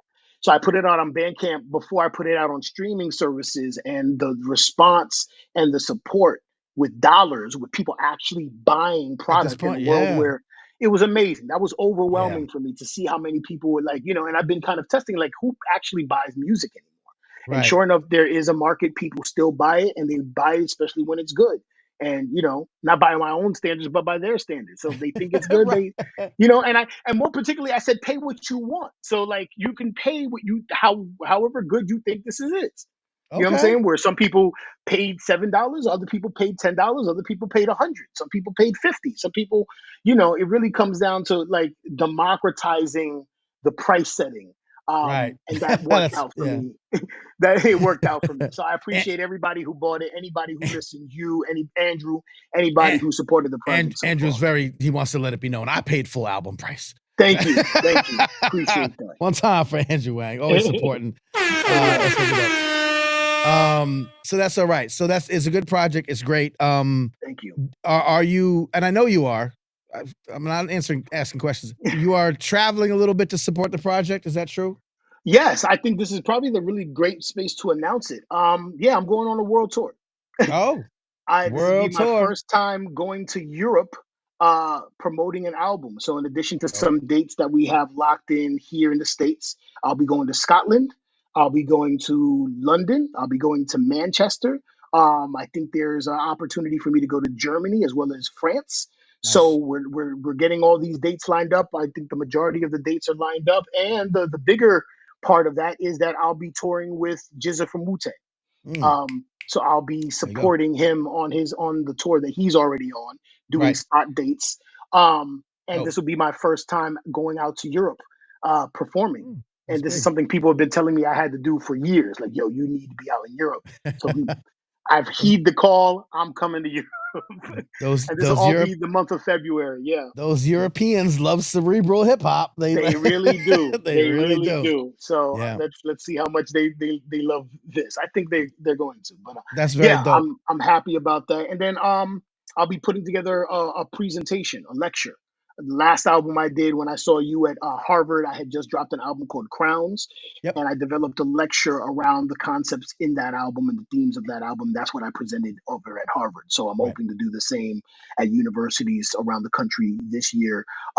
The focus with this particular presentation will be all the socio-spiritual movements that influence the culture we now call hip hop, right? Whether it's Nation of Okay. Islam, Five Percenters, Zulu Interesting. Nation, Hebrew Israelites, like just the concepts around collective responsibility, collectivism as it relates to people of color and that tradition of collectivism juxtaposed to the individualism that we see in the capitalism that happens in the United States, right? Yeah. So, kind of exploring these concepts and then seeing how they've tied into the themes that I present in the Yeah. I think Europeans will like that, but we'll like that too. album. It's a very So, worldly. It's a very worldly. Look, it's a very worldly look at things, and exactly, and I think across Europe. I think it's important. I think it's Yeah. important that if we want to take our culture back, we have to really just kind of realign our sense of collectivism. Um, Interesting. and the us, not just I, right? Like, Interesting. people get hundreds of millions of dollars and leave the hood, and then the hood's still messed up. Whereas, Yeah. like, if you have a sense of I submit that if you have a sense of collective responsibility, if and when you get that $100 million, you know what to do for your people, Yeah. right? Not saying you're obligated to, but I mean, come on, I come get on, it. like, I understand that. I understand that rationale. That's yeah, interesting. That's a longer discussion, but it's one that I think is definitely worth touching upon in the way totally. you're doing it. We'll have that conversation, I suspect, in the future. I like delving into those topics. Um, Totally. and let me just as we wind down, that kind of parlays to a question that I usually ask at the end of these episodes or these interviews hmm or these conversations, these chit chats, whatever you want to call it.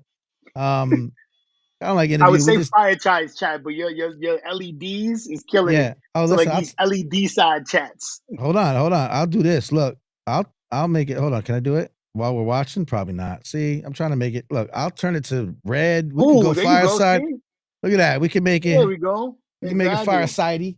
Um, red light special. This is for Hip Hop Can Save America After Dark. Exactly. The Quiet Storm with your There man, you Manny go. Faces. There you go. You know. Hey yo. So listen, the what I want to say is it is called, I named the show and all derivations of it, Hip Hop Can Save America. And yes, people, I know Hip Hop Can Save the World. I got that domain name too. Support this so we can do that. All right.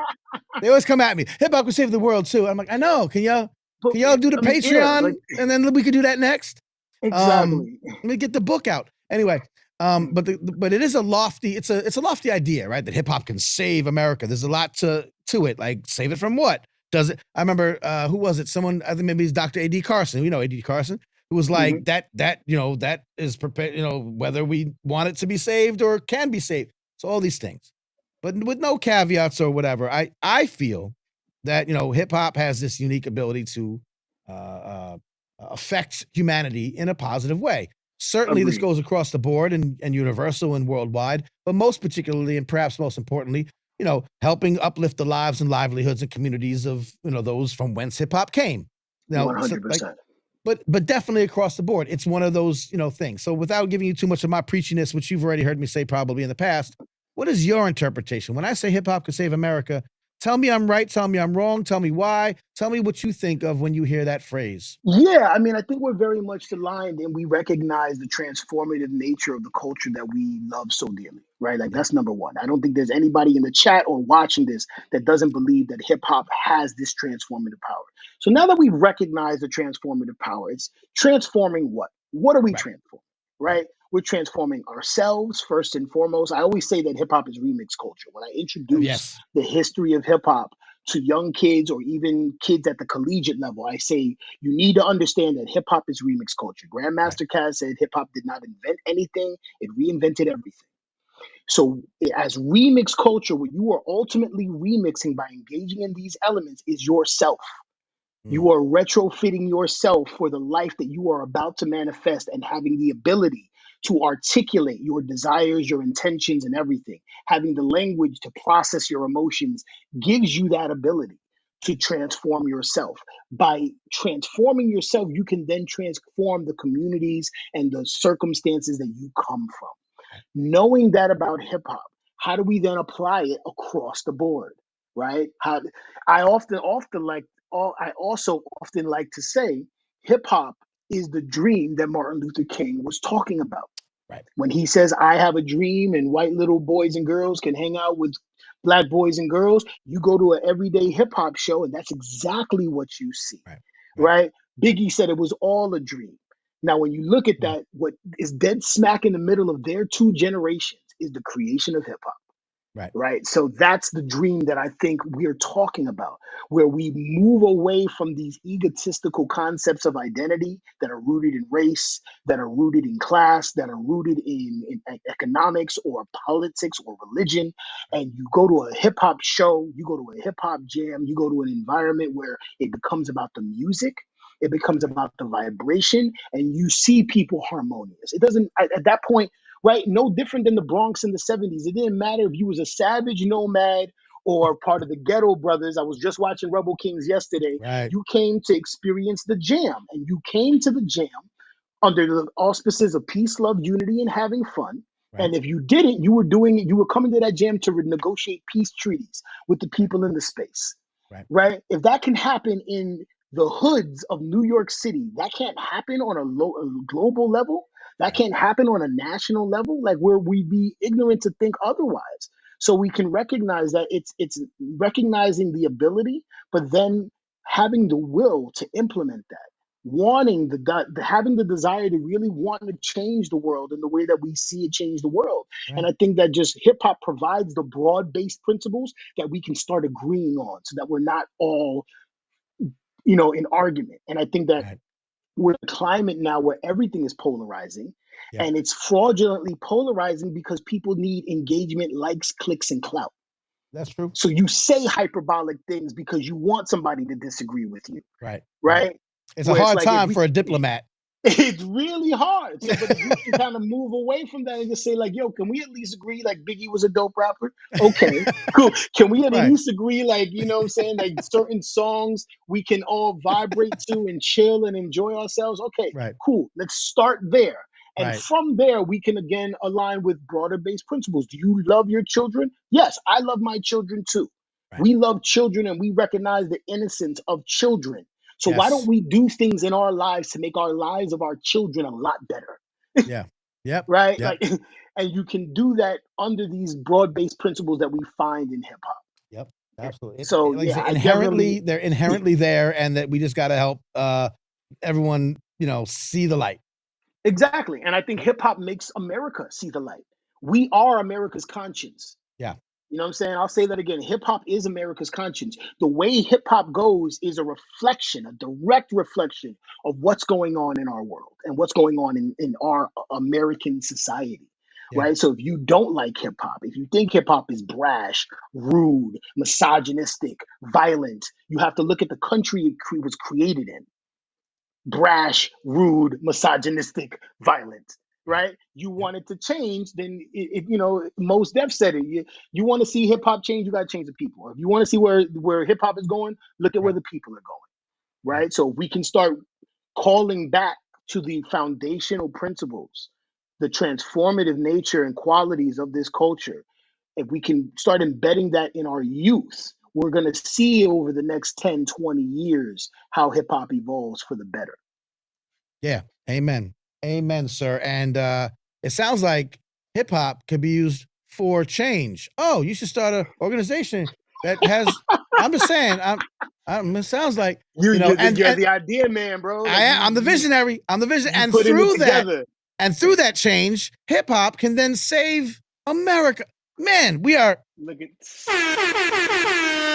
They didn't do the science, man. You doing Come the on, science man. right Looks now. like we're doing it right now. So listen. Come on. So listen, I'm really glad you ended up, where you are. I've followed the organization for a long time. I don't like to. I'll tell you this between you and me, and nobody else listen. I don't like to always, talk to the nonprofit folk.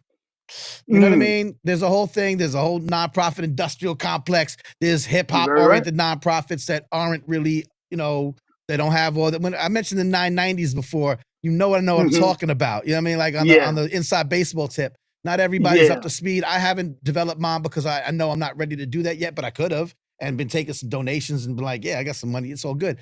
But I do I do see that it's an organization that has put in the work, put in the time, does the right thing, brings in the right people, has the right programming. And the effectiveness is pretty clear. And obviously now you're partnering up and with school districts, other organizations who we respect. And so I really do admire the work. I know it's tough. I know it's tough to do, but it's very Thank you. valuable. Appreciate that. And I think that it's inspiring, and it should be inspiring to others. It's certainly I inspiring hope to me. so. That's Yeah. it's each one teach one, right? Yeah. And I didn't get into this culture not to be able. I'm perpetually You trying to heal the 15-year-old in me, and if Yeah, that and you're not 15-year-old trying to, is so go not to, ahead. you're not trying to gatekeep the nonprofits. You know what I mean? Right. But you said it in the beginning, and then you just said it before, where it's you're trying to make yourself better, and in through this all these works, we can all make ourselves better because, like I said, it's inherent in how we see life. Right? The hip hop head just sees the 100%. world a little bit differently. Yeah, I think your artistic journey, your artistic development, and regardless of what the medium is Right? aligned with your journey and your growth. Yeah. They're the two. The more you know about yourself, the more you can ideate on the life you want. Yeah. Yeah. But I agree. you have to start learning about yourself, and Yeah. this Or or culture or or unlearning. or unlearning, yes, or unlearning, and this Yeah. culture provides that opportunity more so Yeah. than any other culture that I've ever come across. It provides that opportunity for deep self-reflection, to create a source of pride for yourself, to create a community around what you do, and for that community to uplift you to be your most amplified self. Yeah. How about this? You keep doing that wonderful work. I will keep amplifying it. Right? That's Yes, my job. and keep doing And the work you do as well. Just, you know what fair I'm saying, across the fair board. enough. Fair Mhm. enough. And we'll link and combine. And anytime you got something else to, broadcast out, you let me know. I know I've been long overdue coming to your neck of the woods. We'll make that Yes. work. Although you'll probably be in Europe by then, just gallivanting around We'll the make something happen. we'll Trust me make when something happen. we need some manny faces over here, like I for real. appreciate that. Tell the people one time where they can follow up with the organization, where they can follow up with you, where they could. I put the link to the Bandcamp, but just tell people all the things, all the end Yeah, of all the interview things. things. Find us on the Instagrams, right? Check us out on Instagram, hip hop the number 4 change.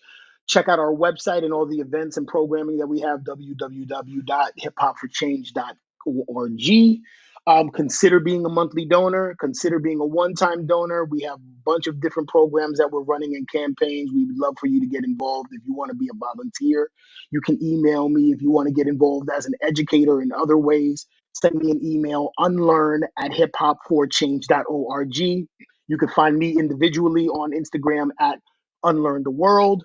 Um, the God That Sins album is in your phone right now, or you could go on Bandcamp and pay what you want. Support local artists, support local artistry. Peace and love Yeah, to everybody tuned in.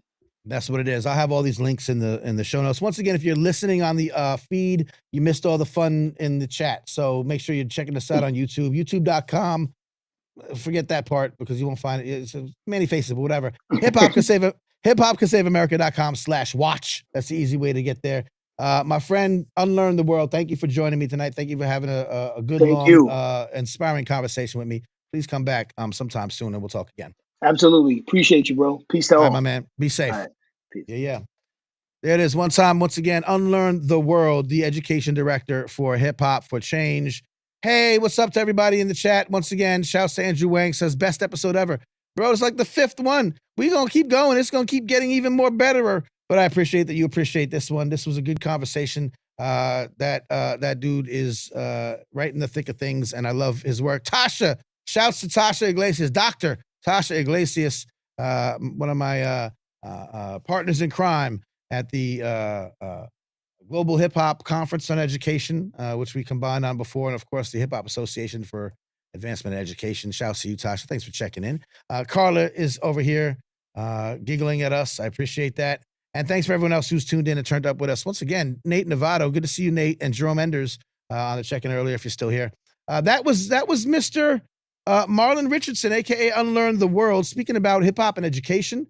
Philanthropy. Obviously, we went into the idea of a nonprofit that's hip hop oriented and does programming, the trials and tribulations of that. If you're watching on YouTube, please make sure. Why don't y'all see that? I'm supposed to see it. Hold on, just bear with me, y'all. There it is. Why can't you see that at the same time as you hear the sound?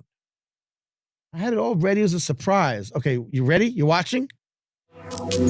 Forget it. I give up. God damn it.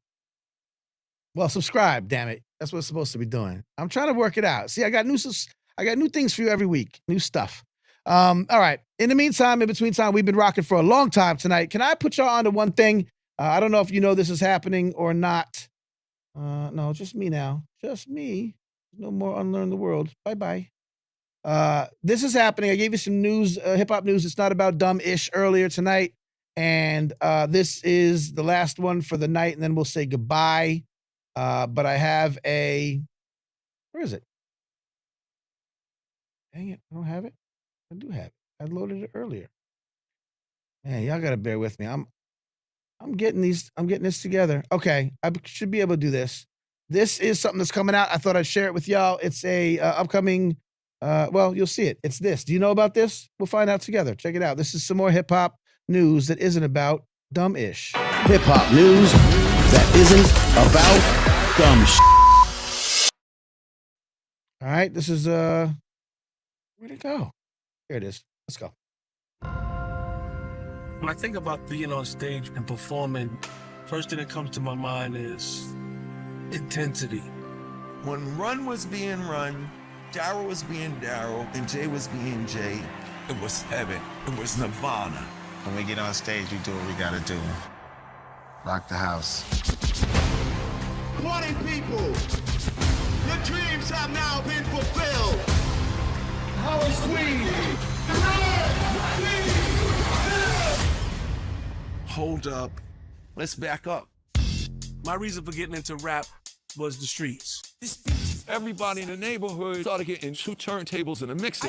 At this point, me and D, we were dreaming about making our own stuff. Grab your rhyme book, we're going to the studio to make a record. That was the moment I knew hip-hop was going to be huge. They brought more people to the genre.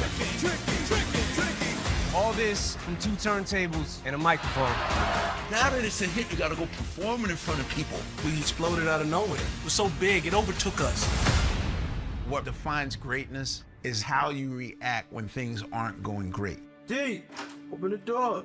I wasn't dealing with the feelings and the emotions that I was going through. I was just ready to give up. Run DMC is officially retired. It made him go, this is who we are. We ain't from the Bronx and we ain't from Brooklyn. We from Queens.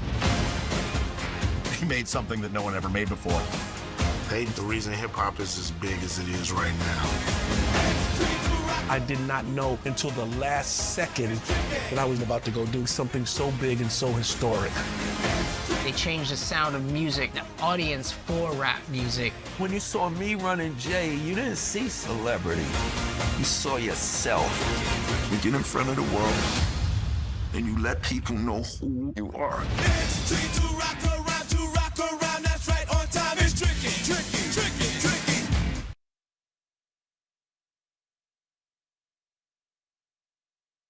There you go. One time for the mighty, mighty Run DMC. Cool, very cool documentary coming out on Peacock, 3-part series. Once again, Jam Master Jay murder trial, is underway in New York City. Shouts to Steve Ortiz up in the Bronx where the people are fresh. My man, my mellow. Steve Ortiz, if you listen, let me tell you something.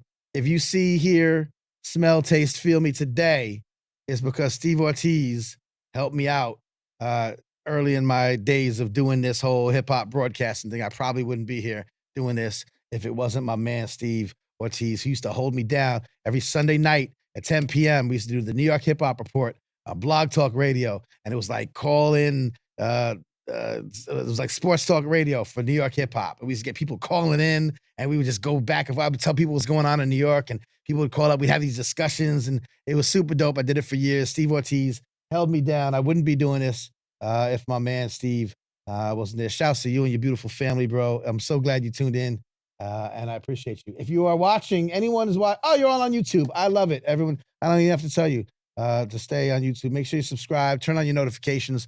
I will be dropping the interview portions of these live streams as standalone videos. I'll also be dropping, as you know, occasional editorials when I tell you what's on my hip hop mind and all that. But that's it. We had a good long talk today. I knew it would be a long one, so I only scheduled one guest. Andrew Wang says this was the best episode ever, but last episode he says that was the best episode ever. So I may just continue giving y'all the best episodes ever. Shouts to Marlon Richardson, aka UnLearn The World. Check out Hip Hop for Change, especially if you're in the Bay Area. You could be a hip hop person, a practitioner, a teaching artist. You get involved that way. You could be an educator. You can link up with them that way. You could be a, fan of the music and the culture and just say, hey, how can I get involved? Maybe I can give you a few dollars. Maybe you can do, a lot of things you can do. There are places. This is my diatribe for the night. I got to say something before I go. Every time I bring someone on this show and have somebody this conversation, and even when I tell you all the things that I tell you about all the great things that hip hop music and culture can provide to humanity, I don't need a guest to tell you that. I've been telling you this for years. Steve Ortiz knows. I've been saying it for 15 years. But when I bring somebody on and we talk about the work that people are doing, Andrew Wang mentioned people, Chris Emden, I've talked about Lauren Kelly, all the stuff I talked, all the stories I shared at the beginning of this episode, all the stuff you can get if you go to the free newsletter. Here it is, mannyfaces.substack.com. And then I go on YouTube where I talk amongst people in the world and I hear people lamenting, crying, so sad that hip hop is dead and that all we have left are these, ridiculous young artists that don't know how to rap and all these things. And they want to move on. They don't care anymore. Hip hop is gone. And I'm like, yo, what are you doing with yourself? We're older now. We don't need to be sitting watching Yo MTV Raps or Rap City and rocking with our friends and seeing what the new fashion is and trying to, let me imitate, let me deviate, let me variate, let me do all these things to make it my own. We're older, man. We're older. When UnLearn The World and me talk, it's because we've been in these places and we've seen these things and we know in our hearts and in our souls, hip hop is a beautiful unifying culture that can advance people. When he says it's a remix culture, you've heard me say this. When you remix yourself, that's what I don't understand. How hip hop has y'all. Come on, please. I'm begging y'all. Don't stay stuck in that. We're supposed to be remixing ourselves throughout the years. And there's ways that we can do it. Now, I get there's a lot to talk about. We could talk about all these things that we talk about. The hip hop first pop, the negativity in the music, the this, that, and the third. All these things are valuable. But there are ways that we can use our hip hop ethos to help, improve the conditions that influence the creation of the content that we don't like in the culture. We can do this. We can do this. If it's starting a nonprofit, working with a nonprofit, organizing, a nonprofit, donating to a nonprofit. If it's sharing this video and saying, yo, Manny, thank you. You're finally doing it. It's together. I'm so inspired. Everyone needs to know about this. You damn right. I only got 500 subscribers. But if you go and watch, some of these people that are just peddling all the damage and the negativity, they got millions and millions. So share it. Spread the love. Spread the word. Tell people to come and join us. We're here every Monday nights now, unless there's some kind of catastrophe. Like tonight almost happened because I had no electricity for a while. But come with us every Monday night, 9 p.m. It's not just me talking for 2 hours. I'm not the DJ Academics of the next level hip hop stuff. I'm bringing on guests. We're sharing news stories. We're doing all the things, and we're doing it together. So thank you for tuning in once again. Steve Ortiz, Andrew Wang, Tasha, my homie Carla, new friend of the room. I'm so glad you popped in again. Everybody was here earlier. Jerome Enders, Nate Novato. I'm going through the thing. Zeps was in the building. Reyes Romero was here. So many good friends. Cortez Watson was here. AJ Rock, AJ Woodson was here. The Culture was here earlier. If you came in for a minute, you stayed for the whole show. This is so important. We can do this. We can keep inspiring people. If you was inspired by UnLearn The World, remember you heard him here. So I'm going to take credit for that. But he's out there. You can find him. You can follow him. You can find and follow me. You could bring your friends into the mix and say, listen, this beautiful culture ain't dead. We have so much more to do. So it's a beautiful time. Beautiful things are happening. I got the podcast, the newsletter. That's for free. mannyfaces.substack.com. We have this. We have the audio podcast happening. I'm going to be at some of these conferences coming up. So don't forget. Can I just share with you one time? You might not have heard this. This is important. If you came late, let's add it to the scene. Let's go here. Boom. Look at that fancy pants thing. Save the date. Hip Hop Youth Research and Activism Conference is March 16th at Fordham University. Again, run by young people, run by college students. So if you're in college or you know someone that's in college that might be interested in attending New York, New Jersey, Connecticut area, or Philly, come up. DC, like Boston, come down. It's a really good conference where you see young people. And I'm saying young because, come on, I'm an OG, but, I'm talking about young, like college age students. So grown-ups, not like, 6-year-olds. But they're putting together this conference. They're going to put out a call for presentations. They are accepting now, I think, call for performers. Follow them. Follow the newsletter. Go to my newsletter. You'll get all the information. It's all linked there, mannyfaces.substack.com. And, of course, once again, the Can't Stop Hip Hop Education Conference at the Harvard Graduate School of Education. I've covered this event for 5 years. They've been there for years at Harvard. And I know that there's considerations when it comes to hip hop and higher institutions.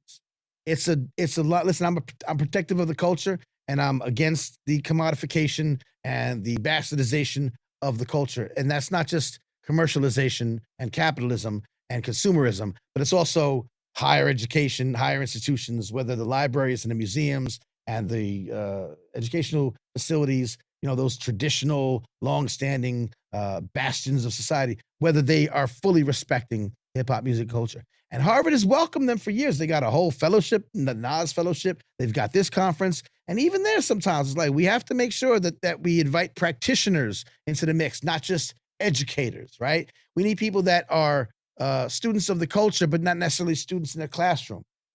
If you think I'm somewhat intelligent and can string a few words together, I don't have a degree. I didn't graduate college. I went for about 26 minutes. And it's a long story. It involves babies. And my dad was a professor, and the shoemaker's son doesn't have any shoes. It's a whole thing. But the point is that I'm an independent scholar, and I've learned throughout the years, and I've been working on myself for many years. There should be no reason, if you hear me talk about hip hop, that I'm not included in hip hop conversations. I know what I'm talking about. I've been doing this for a long time. There are a lot of people that have knowledge of the culture, institutional knowledge, if you forgive the phrase, of the culture that need to be in those spaces. What I love about the Can't Stop Hip Hop Conference is that they always invited those people. They invited young people. They didn't dismiss them. They brought them in. They welcomed them. They invited them. They worked with them. They're inclusive in the space. They brought me in. They brought me in. And they brought, our traditional, hip hop educators with the PhDs that are doing all the brilliant work, and community leaders and everybody. That, to me, not only is that a microcosm of what hip hop can provide, that's what I love about their conference. So it doesn't matter if you're not an educator. If you're in Boston or near Cambridge, and you just want to go to a place where, like, to this day, I haven't gotten the right phrasing. There used to be a magazine called Double XL, and their tagline was hip hop on a higher level. You remember this? The Source was out, and their tagline was, for some time, it was like, the magazine for hip hop, culture, politics, and something else, music, culture, and politics, or something like that. But then Double XL came out, and they said they were hip hop on a higher level. And for a time, I think they were, and they had more long form features, and they were a little bit more, I don't know, cerebral, a little bit more about their hip hop coverage. And I wish they didn't use that tagline, because I want to use it now, because that's what we do. It's not that we don't, get in the gutter and, and talk about the lowest common denominator, low hanging fruit, gossipy type stuff. We could do that, and we should do that. Not that we can't have our hip hop top 5 dead or alive, or we can't talk about, as I put up a video and got a lot of pushback because I, decided my take on the Drake versus Yassine Bey thing. We can have those conversations, but we also need to look for ways to have hip hop on a higher level.